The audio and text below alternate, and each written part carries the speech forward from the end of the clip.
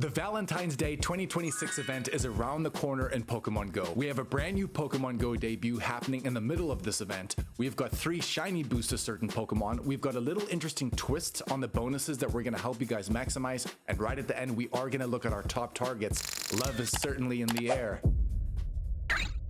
With Go With Us.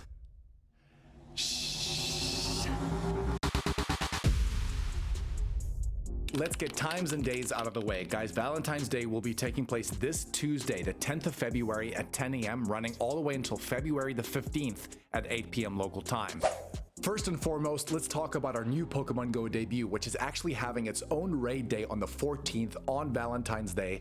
That Pokemon is going to be Enamorus in its Therian form. Enamorus in its Therian form is a flying and fairy type Pokemon. Of course, in previous years, we got the incarnate form released to us, but this is the Therian form. It has a max CP of 3830, an attack value of 250, a defense of 201, and a stamina of 179. So off the bat, pretty solid. It has fast attacks of Zen Headbutt, Astonish, and Fairy Wind, and its charge moves are going to be Dazzling Gleam, Grass Knot, and Fly. We're going to release a full breakdown of this raid day closer to the time, but just letting you know that is going to be our debut Pokemon. Let's get onto those bonuses now. It's going to be 2 times XP for catching Pokemon, 2 times Stardust for opening gifts. We're going to get an increased chance to encounter shiny Nidoran male as well as shiny Nidoran female, but also a shiny increase to hatch shiny Nidoran female, shiny Nidoran male, as well as shiny Cherubi. It looks like the Heartshaped Furfrou will be made available again. If you guys weren't aware how to do this, you need to find your Furfrou in your Pokemon storage and click the change form button, and only during this event will the heart trim appear. Remember that to change into that heart trim, you are going to need 10,000 Stardust as well as 25 Furfrou candy. This is a pretty rare trim and it's only something you can do on Valentine's Day events, so please don't forget to do this. Spawning in the wild, we can see Nidoran female, Nidoran male, Furfrou, as well as rare spawns for Audino. This is not the complete spawn pool. I think we will potentially see things like Love Disc, potentially things like Rolts as well, but this is a very interesting one. There will be a global collection challenge where trainers are going to have to send and open gifts, and once we complete the challenge, we will get the following rewards. Free timed research awarding encounters with Spinda with a heart pattern. Now the thing that's interesting is that there are technically only 9 different Spinda patterns in Pokemon Go. The current patterns in February are pattern number 6 as well as pattern number 7, but this could be a whole new take on Spinda with a heart pattern. Gifts may then include rare candy as well, but the third thing that's very sick is that every Pokemon we catch with a curveball throw, we are going to get an additional 750 XP, which is actually a huge deal, and we're going to show you why in a little bit. We have featured 7-kilometer eggs going down. Hatching from those, we have Nidoran female, Nidoran male, Cleffa, Igglybuff, Cherubi, as well as Happiny. There are going to be featured 3-star raids, which is only going to be featuring Gallade and Gardevior. The great thing about this though is that every single Gallade or Gardevior we get from these 3-star raids is going to have access to its legacy move, which is going to be Synchronoise. We're going to have a look in a little bit to see how good Synchronoise is on these Pokemon, because to be honest, as a psychic type move, it was making a difference, but in 2026 we wonder if it is still now. And there also will be field research as well, where we can complete tasks to earn encounters with event themed Pokemon, but they have not listed those as of yet.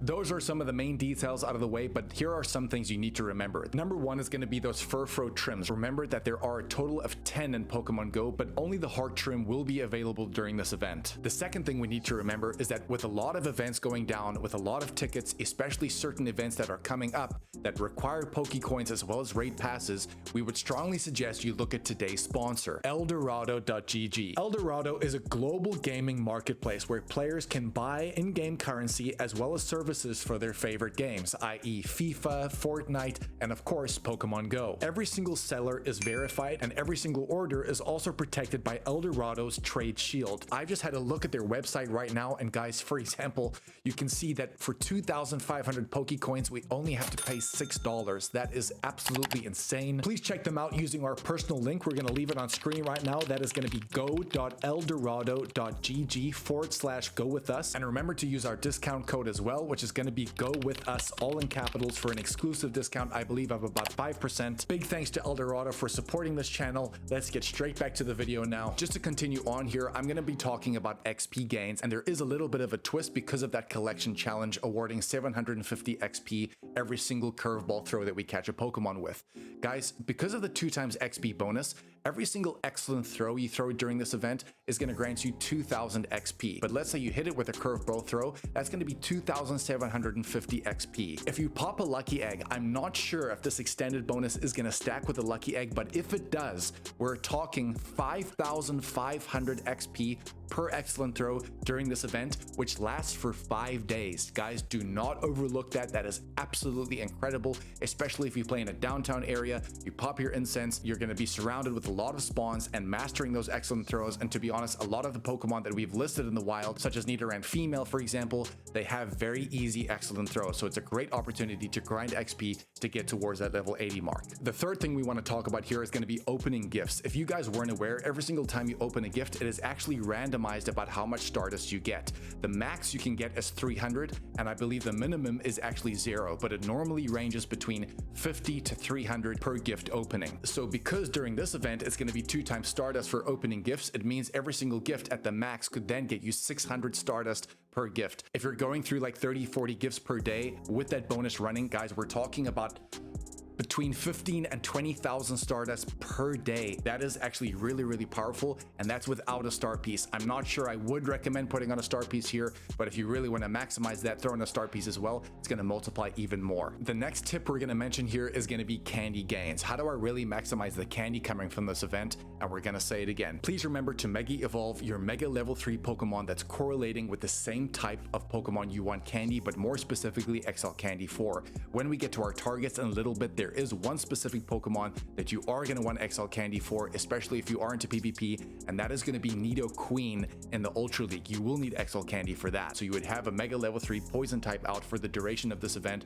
to really maximize the candy as well as XL Candy. Because remember, at Mega Level 3, every single Pokemon you catch is now granting you an extra 25% chance at getting XL Candy. This is why it's so important to have it at Mega Level 3 specifically. The next thing we need to remember is going to be Stardust gains. We just explained it with the gifts about 2 tips ago, but guys, please remember, Audino is going to be spawning in the wild, and Audino has a permanently boosted Stardust base catch rate of 2,100 Stardust per catch. Guys, that is absolutely insane. With the star piece running, it then goes up to 3,150 Stardust per catch, and that is without weather boost. Please do not overlook this. If you see a lot of Audino spawning in the wild, throw in the star pieces. It's nothing to scoff at. This event, the more I look at it, actually has some pretty good Stardust gains. But now it's time for our top targets. What are the Pokemon that we really need to be going after during this event? And I'm going to start with number 1, which is what we just mentioned in our candy gains tip, is going to be Nidoran Female going into Nidoqueen. It's important to mention that Nidoqueen in the Go Battle League specifically is a very good Pokemon to go after. In the Great League right now, its Shadow and its non-Shadow form is currently ranked just inside the 200s, but let me just tell you, this Pokemon is still very effective to use, especially in certain metas. The optimal IV set you want there is going to be a 0, 15, 12. I actually have 2 very good Great League Nidoqueens that I'm going to leave on screen right now. These things I've put in so much work. I believe I actually have their rank 2. I can't remember, but bottom line, this Pokemon has served me so well. But it's actually in the Ultra League right now where this Pokemon performs even better. At a current ranking of 102 with XL Candy, the optimal IV set you want there is going to be a 0, 14, 15, and that's going to be a level 47. So you are going to need quite a lot of XL Candy, which is why it's a great opportunity to Mega Evolve that Poison type and get that XL Candy, because it's not the easiest Pokemon to go after now, especially because it's a Kanto Pokemon. We don't see it very often. If you guys are wondering how good Nidoran Male is, of course, going into Nidoking, unfortunately this Pokemon, and for a long time, has been very lackluster. It shouldn't be. I love the design of this Pokemon. It's one of the fans' favorites, but unfortunately, it just hasn't translated that well into Pokemon Go. Not a good Pokemon in PvP, and even as a raid attacker, not very strong either. The next 2 targets we're going to look at are coming from our 7-kilometer eggs, and the first one is going to be Cleffa going into Clefable. Now, unfortunately, hatching an egg has a base floor of 10, 10, 10, but Clefable right now in the Great League as well as the Ultra League is a brilliant Pokemon to use, but we aren't able to get the optimal IV sets because we are going to be hatching these eggs. Clefairy could be spawning in the wild, which would change this entirely. Make sure to go after Clefairy if it is in the wild, but I'm just bringing this to your attention that if Clefairy does spawn in the wild, you want to be getting a good Clefable, especially in the Ultra League right now. I think it's ranked in like the top 20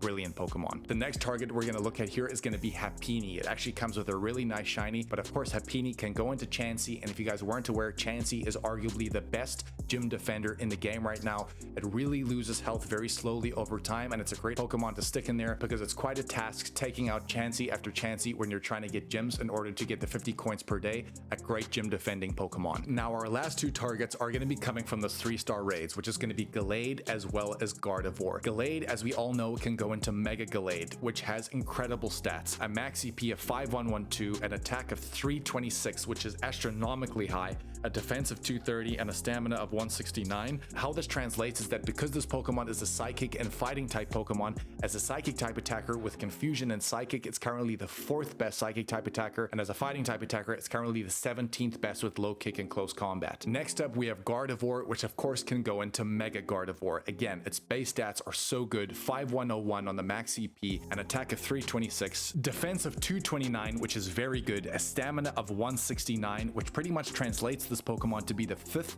best Psychic type attacker in the game with Confusion and Psychic, but it will be the #1 Fairy type attacker in the game, and it actually has been for like the past 2, 3, or even 4 years. Guys, do not sleep on these Megas. They are very, very good, and these are probably going to be our best 2 top targets during this event. But is Synchronoise even good? And as we know, Synchronoise is a Psychic type move, and unfortunately on both of them in the Psychic type category, Psychic is going to be the preferred moveset, especially with Confusion on Mega Gardevoir side. It just pairs a lot better, and unfortunately Psychic is not our best raid attacking type anyway. So is Synchronoise even worth it to have on these Pokemon? To be honest, as a collector's item, maybe on the shiny specifically, this could be a cool thing to have, but to actually utilize it in battle, not really. If you guys weren't aware, the Catch Mastery event is this weekend featuring Oricorio. It's a 1-day event only, and we have found a way to really maximize this day. Please check out the video here. But if you also want to see everything going on in Pokemon Go this week, we have not left a stone unturned. It's going to be very valuable information for you, encapsulating everything you really need to know. All right, guys, love you so much. Please smash that like, subscribe. Please hype this video as well. It is the day and the month of love anyway, so we would really, really appreciate that. Happy Valentine's Day to you and your significant other, and we'll catch you on the next one, baby. Shh.